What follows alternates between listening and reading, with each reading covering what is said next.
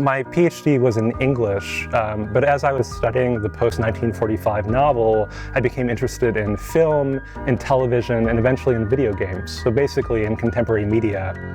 Some of the work that I do happens within game studies, and games became interesting to me as aesthetic objects because of their unique properties, interactivity, mechanics, rules, and objectives. So I started to think about games in the ways that many English scholars would think about poems or novels.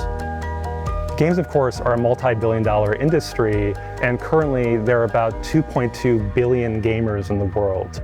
In addition to money, the amount of time that people spend playing games is just incredible. It really requires us to think about what this form means and what it can become in the future, and also how it's shaping American culture. I see my students more and more engaging in the work of critical making. So for instance, a student might be interested in a topic like sexual violence and study that by making a video game and then testing what effect that video game has on players and on audiences.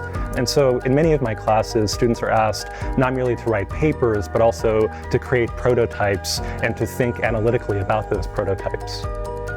So many of the games that we create, we co-create with youth who go to Chicago public schools. And many of these are youth of color between the ages of 14 and 21. We've really tried to think about the history of the South Side, the future of the South Side in many of our projects. And there are a lot of opportunities in the arts and the humanities for working with members of the community.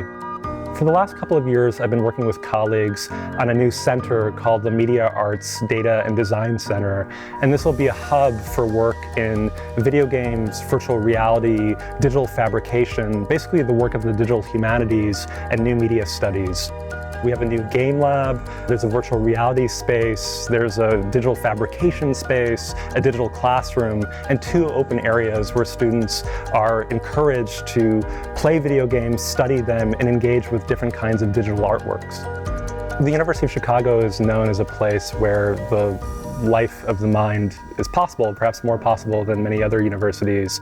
I'm really excited to be at a place that cares about concepts and cares about interdisciplinarity in the ways that our entire humanities division does.